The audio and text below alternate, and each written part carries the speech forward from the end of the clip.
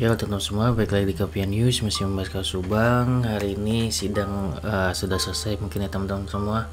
Jadi di situ juga Pak Roman juga sudah diberikan pernyataannya juga seperti apa, dan ya seperti teman-teman ketahui, teman-teman bisa lihat di channel-channel YouTuber Subang ya teman-teman, bahwasanya seperti dugaan gue ya teman-teman sebelumnya, bahwasanya untuk sidang yang kali ini ya agak mengecewakan juga ya, karena tertutup dan ternyata itu ya persetujuan juga ya antara mungkin kuasa hukum dan hakim.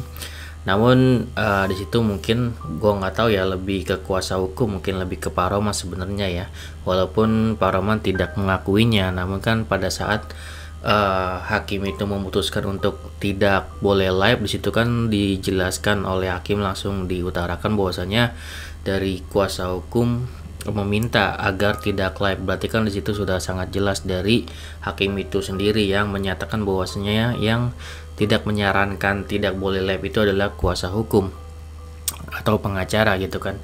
Jadi ya kalau misalkan memang hakim menyetujui ya tidak apa-apa, jika memang ada pembicaraan atau kesepakatan sesuai pernyataan dari Pak Roman bahwasanya agar saksi lain tidak mengetahui informasi dari saksi yang sekarang ini sudah diberikan gitu kan informasinya. Namun ya kita sebagai pengawal kasus Subang tentunya sangat kecewa ya, kenapa tidak terbuka gitu kan untuk semua media gitu, karena kita kan juga kan biasanya menganalisa dan masyarakat juga transparan gitu kan, mengetahui dan tidak ditutupi.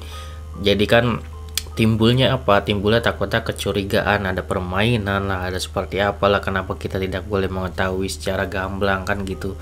Sebenarnya itu kan yang ditakuti gitu. Namun ya karena hakim sudah menyetujui juga, dan untuk memperlancar proses hukum ya nggak apa-apa, ikutin aja gitu ya. Kita sebagai pengawal Subang nanti kita juga pasti akan mengetahui informasi-informasi dari orang-orang yang tentunya memang ada di dalam. Dan juga gue lihat ya, tadi juga Mbak Suci juga sangat menginformasikan gitu kan ya, juga Kisodo gitu kan ya, tentang Pak siapa tuh Karsa gitu kan ya, yang sepertinya menguatkan ya kesaksian dari Pak Yosep. Justru Irlan ini dinyatakan oleh Pak Roman menguatkan kesaksian Yoris gitu, dan tidak mau dilibat-libatkan masalah OJ juga. Dia Irlan itu membantah kayak gitu kan.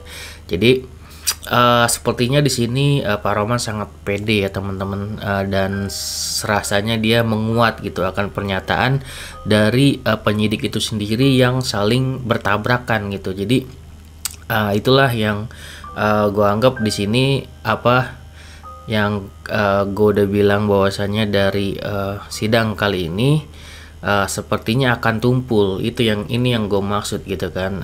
Prediksi gue bahwasanya ya bisa saja dari kesaksian Danu ini memang ya mau gak mau memang harus ditampilkan kan kayak gitu. Dan informasi kan nanti kan Danu itu hari Kamis atau hari Jumat ya, hari Jumat akan disidangkan, hari Kamisnya dihadirkan untuk kesaksian dari untuk Pak Yosep kalau nggak salah ya. Intinya hari Jumat itu akan disidangkan untuk Danu. Informasi dari Goliat dari Kisodo ya yang diberitahukan juga, Kisodo diberitahukan oleh Pak Tovan gitu kan ya, nanti sidang Danu hari Jumat gitu kan ya. Dan ya tentunya seperti kita ketahui teman-teman, kalau misalkan ini jatuhnya hanya petunjuk-petunjukan dari para penyidik gitu kan ya, ini kan masih awal juga gitu kan, masih luar lah gitu kan, bukan ya bener apa kata Pak Roman, bukan orang-orang yang ada di TKP gitu kan ya. Nanti kan juga akan dimunculkan orang-orang yang di TKP, dan nanti Pak Roman juga kan akan menghadirkan saksi-saksi yang menguatkan Pak Yosep gitu kan. Tentunya saat Danu hadir gitu kan ya, saat Yoris hadir sebagai saksi, kemungkinan besar itu kan akan lebih arahnya tentunya untuk apa ya, memberatkan Pak Yosep gitu, tidak menguntungkan Pak Yosep. Jadi memang ya ternyata ada aparat yang menguntungkan Pak Yosep, pernyataannya ada aparat yang mungkin memberatkan Pak Yosep gitu. Dan di sini teman-teman sudah mengetahui sendiri siapa yang diserang oleh Pak Roman. Di sini sangat sindir-sindir gitu kan ya. Itu si Irlan ternyata satu alma mater sama Yoris. Terus terakhir dia sebelum closing juga dia disindir juga tuh Kang Heri. Kan satu alma mater juga tuh sama Heri Sutanto gitu. Jadi seolah-olah itu halus nyindirnya kan kayak gitu, seperti itu ya. Jadi sindiran Pak Roman ya halus banget gitu kan ya, namun ya Kang Heri bilang nggak tahu dah gitu kan.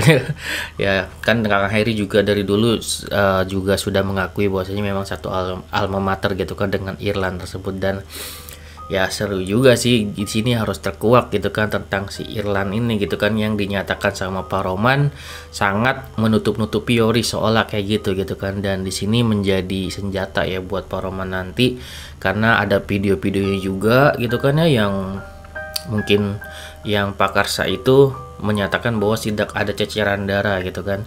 Namun ya para netizen juga bilang ya kalau misalkan yang di depan tuh kayak gimana itu kan ubin gitu ya bisa dibersihkan, namun yang belakang itu kan tidak bisa dibersihkan. Ada kemungkinan juga kan seperti itu, karena itu kan memang terbukti memang Danu kan membersihkan gitu kan. Namun kan kalau yang di bagian belakang itu kan kayak rumput-rumput gitu, jadi tidak bisa dibersihkan. Untuk ada pernyataan-pernyataan penyidik seperti itu gitu kan ya. Namun kata Pak Roman ya nanti videonya ditampilkan lagi setelah Danu datang. Jika nanti ada Yoris memberikan pernyataannya dan itu mungkin dianggap bohong gitu kan sama Pak Roman, ya nggak tahu juga gitu kan, karena Pak Roman bilang ya di sini kita di dalam persidangan berhak aja untuk memberikan kesaksian walaupun sudah disumpah gitu kan. Ya bisa aja kan perkataan orang itu bisa berbohong gitu ya, kemungkinan bisa seperti itu ya. Namun kita tidak tahu nih untuk penyidik gitu kan, kenapa penyidik sendiri gitu kan ya di dalam sidang ini itu saling bersinggungan atau bertolak belakang kesaksiannya teman-teman. Jadi disinilah yang gue bilang prediksi gue bahwasanya untuk kasus ini atau untuk persidangan kali ini bisa juga tumpul justru menguatkan dari Pak Roman nih. Pak Roman sangat pede sekali gitu kan, dan jadinya melemahkan kesaksian dari Danu, dan itu memang bisa terjadi teman-teman. Dan nanti kita lihat lagi gitu kan, ini kan masih awal gitu, mungkin Pak Roman bisa mempersiapkan gitu kan ya apa yang nantinya bisa dilakukan. Dari kalau kita lihat dari persidangan ini ya tentunya Pak Roman sudah sangat bisa melakukan banyak hal, seperti videonya nanti akan ditampilkan seperti apa gitu kan untuk menyalahkan Danu, juga bisa menepis kata-kata mungkin nanti dari Yoris kan seperti itu. Dan nanti kita pokoknya kita tindak lanjuti lagi di persidangan selanjutnya di mana Danu itu bisa hadir. Ya setahu gue nanti persidangan selanjutnya harusnya ya Pak Roman memberikan kesaksian dari saksi yang akan dihadirkan oleh Pak Roman gitu kan ya, untuk mendukung Pak Yosep gitu kan ya. Nanti yang kita tunggu-tunggu ya memang satu hal ya, dimana ada kehadiran Danu dan juga ada kehadiran Yoris, dan kita lihat nanti persidangannya seperti apa gitu ya teman-teman. Oke, segitu ya dari gua, walaupun agak mengecewakan tidak live, tapi kan teman-teman setidaknya kita sama-sama sudah mengetahui inti ya dari persidangan kali ini, bahwasanya memang ada kubu-kubu antara penyidik itu sendiri dan berbeda gitu. Jadi makanya wajar kalau misalkan kita menganggap ini adanya yang namanya OJ ya teman-teman. Oke, segitu ya dari gue, semoga bermanfaat. Wassalamualaikum warahmatullahi wabarakatuh. Sinas video teman-teman. Jenazah, kalau versi keterangan Danu itu. Tapi keterangan Danu seperti dituangkan dalam dakwaan terbantahkan oleh bukti yang sebenarnya dimunculkan oleh penyidik sendiri. Pak Roni memperlihatkan video bahwa di TKP pada pagi hari itu darah itu berceceran di belakang mobil. Masa darah di belakang mobil kemudian jenazah dibawa lewat pintu depan? Kita uji nanti keterangan Danu seperti apa. Kita minta video itu ditayangkan, ya kan? Gitu. Minta kepada penyidik ataupun jaksa untuk video itu ditayangkan kembali ketika Danu diperiksa. Nah, jangan asal ngaku saja ini. Helm yang dipakai Yoris milik Amel. Ya. Jadi saya yakin pagi-pagi sebelum Inapis datang itu Yoris sudah ada di TKP.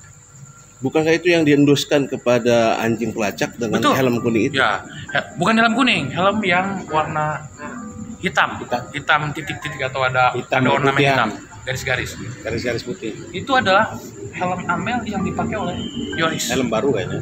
Dan di situ di ujung ada foto yang tadi jelas itu posisi jaket Pak Yosep, bukan jaket yang diperlihatkan di depan. Karena yang di bawah di depan itu ada warna birunya, jaket tebal. Dan itu sampai hari ini jaketnya nggak tahu ada di mana.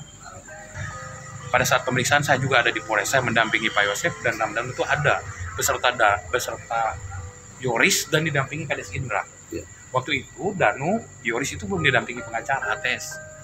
Disitulah terjadi pengakuan yang tadi diceritakan oleh saksi bahwa ada berita acara yang tidak mau ditandatangani oleh Danu. Itu pasca Anjing pelacak. dilakukan klarifikasi anjing pelacak.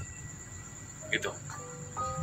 Ada banyak hal yang menjadi kecurigaan kami, terutama berkaitan dengan saudara Irlan tadi. Yang jelas-jelas ada polisi-polisi yang hari ini diperiksa obstruction of justice (OJ) ya. Jadi masih mungkin juga tadi saksi Irlan supaya perkara ini tidak dikait-kaitkan, tidak bisa, karena OJ yang diperiksa di Polda Jabar itu berkaitan dia dengan bukti yang hilang, yang rusak, bahkan ada uang yang dikembalikan kepada keluarga korban, kemudian dikembalikan lagi, bahkan menerima setoran uang. Itu tidak diakui oleh saudara Irlan. Tadi tidak disampaikan ya masalah setoran uang itu. Sudah kami sampaikan, tetapi kan dia mengelak. Tadi di persidangan kami sampaikan.